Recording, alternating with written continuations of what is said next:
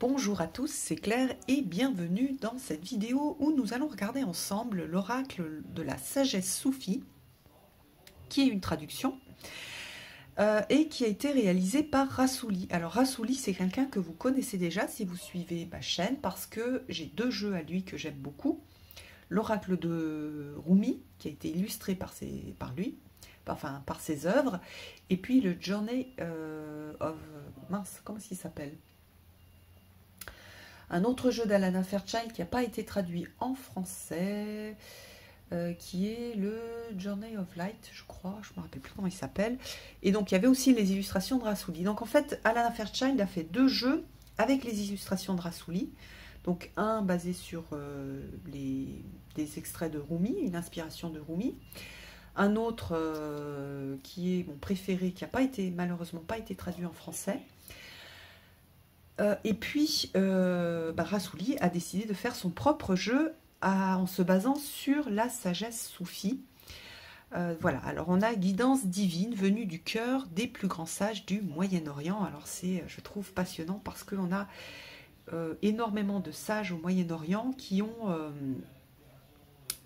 transmis des messages justement de sagesse, de paix, etc. et d'amour qui sont très puissants et qui pour moi seraient très utiles d'être, enfin ce serait très utile de les reprendre et de reméditer dessus. Donc voilà, c'est vraiment le principe du jeu, je le trouve très chouette. Alors il est publié chez Vega, enfin chez Très Daniel, donc c'est un jeu mass market.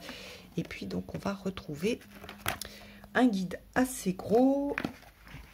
Le jeu est dans une pochette. Hop, avec j'adore les illustrations. Ça fait très justement, on a l'impression de se retrouver, je sais pas, en Turquie ou Maroc. J'aime beaucoup.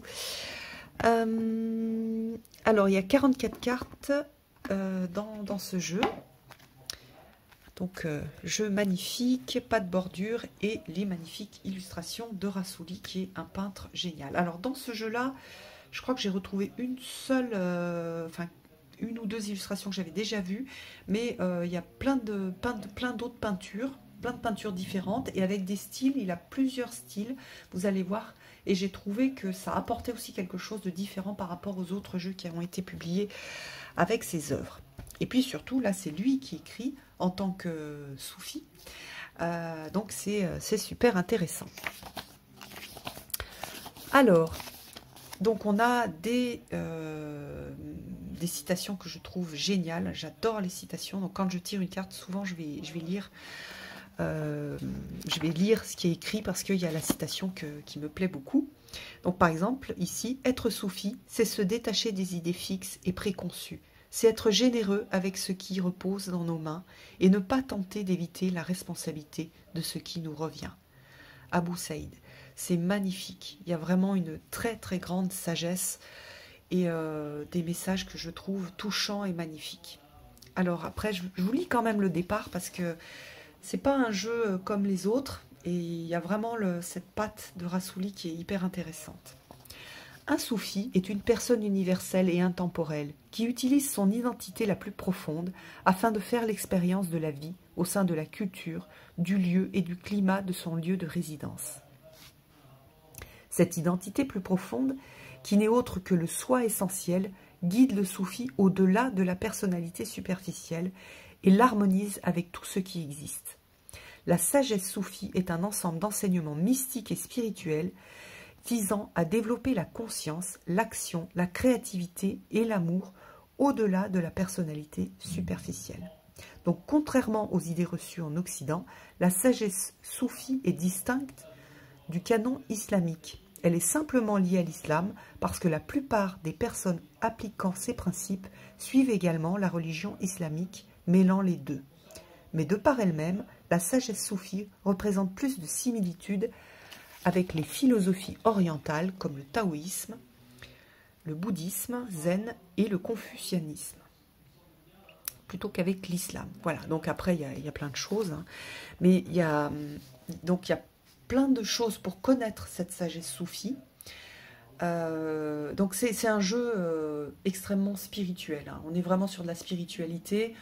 C'est pas un jeu que je vais forcément utiliser pour faire de la guidance pratico-pratique pour tous les jours, ou alors je vais l'utiliser si je vois que le blocage pratico-pratique d'aujourd'hui, il est lié à une question spirituelle. Et là, il va être intéressant. Donc c'est pas un jeu pour voilà, pour résoudre des problèmes pratiques, c'est un jeu pour revenir à l'essence des choses. D'ailleurs, la spiritualité n'est jamais détachée de la vie pratico-pratique. C'est juste que parfois, il faut regarder les choses de façon très pratique sur des actions très pratiques, et parfois, il faut remonter à quelque chose de plus spirituel. Et ce jeu-là, il va faire ce travail-là. Alors, qu'est-ce qu'on a là? On a un grand sage, qu'est-ce qu'il nous a dit? La religion est le corps, la vérité est l'âme, la voie du soufi va de l'un à l'autre. C'est beau, c'est magnifique. Donc après, voilà, le travail présenté ici est né du cœur du petit garçon rêvassant. Donc on a son histoire à lui qui est, je trouve, touchante. Il y a vraiment quelque chose de, oui, de touchant. J'ai beaucoup aimé, en fait, qu'il raconte un petit peu sa vie au début, en tant que petit garçon. Voilà, la guidance par les sages soufis. Bon, je ne vais pas tout vous lire, hein. Si vous intéresse, je vous laisserai le lire, et je vous invite à le lire. Même chose, je trouve qu'il est hyper intéressant. Voilà, la présentation est très intéressante. Comment utiliser cet oracle? Alors, les messages de cet oracle découlent de la sagesse du cœur aussi, les discours des sages soufis, leurs interprétations et les œuvres d'art qui les illustrent sont issus d'une créativité spontanée. Ils seront donc mieux reçus et intégrés s'ils sont pleinement ressentis à travers le cœur, plutôt que pensés et analysés par l'esprit. Donc c'est intéressant aussi. On a un jeu qui va nous faire travailler le côté intuitif. Qu'est-ce que je ressens quand je vois l'œuvre d'art, mais aussi qu'est-ce que je ressens, quand je lis, par exemple, la citation au début de la définition de la carte. Donc c'est super intéressant, cette idée de combiner et d'éveiller en fait le travail intérieur, le travail du cœur, le travail de l'intuition. Donc voilà, alors là on a l'idée oui, voilà, il parle des mantras, les samas. Alors là, il y a les citations, en fait, les mystiques qui fait parler à travers ce jeu-là. Donc ça, pareil, c'est hyper intéressant. Donc voilà, il y a Rumi, hein, bien sûr. Et puis, les messages des cartes. Donc par exemple, ici, on a accepté les défis. Donc c'est la première carte. Et on a le petit texte, donc faites confiance à vos ressources intérieures. Donc élève-toi au-dessus du temps et de l'espace, traverse le monde et sois toi-même ton propre monde. C'est magnifique.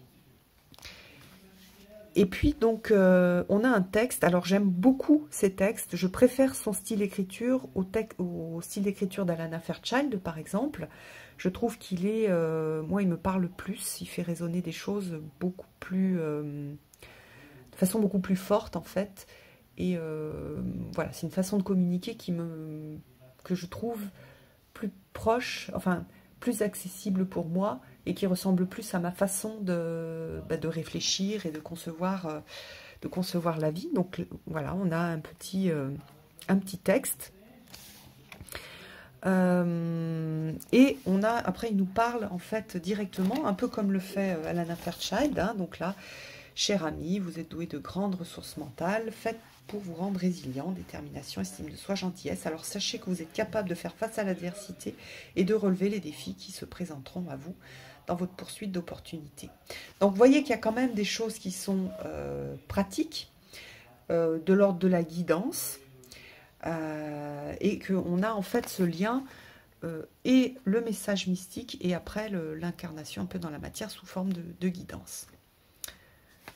Donc voilà pour ce texte. Et ensuite on a un mantra. Donc je puise dans la sagesse de mes ressources intérieures afin de répondre au mieux aux opportunités et aux défis que m'apporte la vie. Voilà. Et puis on va avoir ça pour toutes les cartes. Donc c'est pas un jeu où on va utiliser beaucoup de cartes. C'est un jeu où... Est-ce qu'il met quelque chose? Comment tirer les cartes? Oui. Ta.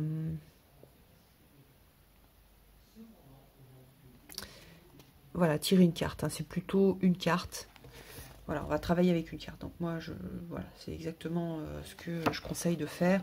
Ne tirez pas 5 cartes parce que en fait, ça n'a pas de sens pour ce jeu-là. C'est plutôt une carte de réflexion, de travail sur soi, d'encouragement, de guidance. Donc, soit pour voir quel est où j'en suis en fait sur ce problème pratique, qu'est-ce qui se passe. Et donc on va avoir un mélange de messages spirituels et de guidance. Donc à nouveau, c'est un jeu que je vais utiliser si j'ai besoin d'une guidance, enfin que je vois que le problème, il y a quelque chose d'ancré sur le haut, sur le spirituel, ou alors je vais l'utiliser comme carte du jour, quelque chose que j'ai à travailler, ou pour englober un tirage avec des cartes de tarot et donner des indications, des directions, des inspirations. Et c'est aussi un super jeu pour faire de la méditation. Je l'ai déjà dit dans une autre vidéo, on peut aussi faire de la méditation à travers l'écriture. Donc voilà, je prends la carte, je regarde l'illustration, je regarde ce qui a été écrit par le sage Soufi, et à partir de là, j'écris. J'écris à quoi ça me fait penser, qu'est-ce qui est important pour moi, en quoi ça résonne pas, les choses qui me posent problème dans la citation ou dans l'image, les choses qui me gênent, etc. Puis du coup, je faire un travail, je peux faire un travail psychologique ou plus spirituel. Donc on a ces propositions-là qui sont des choses qui sont possibles avec ce jeu. Et j'adore les œuvres de Rassouli, donc on va les regarder, c'est peut-être pour ceux qui voulaient juste voir les cartes. On y vient, après 12 minutes. Voilà, donc là on a vie équilibrée. Au-delà de l'ego, j'adore. Ça, cette carte-là, je crois qu'elle est dans le... Ah, c'est Journey of Love, voilà, c'est ça, le nom du premier jeu avec Rassouli. Au-delà de l'ego, célébrer la vie. Puissance secrète, l'aube de l'amour. Regardez comme elle est belle. J'adore cette carte. Oh, l'amour inonde de sa lumière l'horizon de votre vie. Accueillir l'inattendu. Une sorte de... En science-fiction, on dirait des failles spatio-temporelles. Il travaille en fait avec l'énergie, en fait. On est vraiment sur... il y a vraiment quelque chose de particulier dans son style de peinture. Il travaille beaucoup avec la couleur, donc la couleur impacte directement, hein, sans forcément... Enfin, donc les longueurs d'onde impactent directement notre cœur, notre corps à travers donc ses œuvres. Et puis les formes aussi, on a des sortes de vibrations. Je trouve qu'il a un côté vibratoire, ce jeu, et en tout cas toutes les œuvres de Rassouli ont un côté vibratoire, notamment par exemple ces œuvres-là, celle-ci, où on a un ressenti qui est au-delà des mots. Regardez celle-là comme elle est belle. Oh, j'adore cette carte. Puis vous voyez, guérir d'un traumatisme, transformer les souvenirs et les symptômes. Elle est magnifique. C'est un jeu qui fait... Comment dire? Il y a plein de cartes qui font du bien. L'énergie d'amour, affronter ses peurs.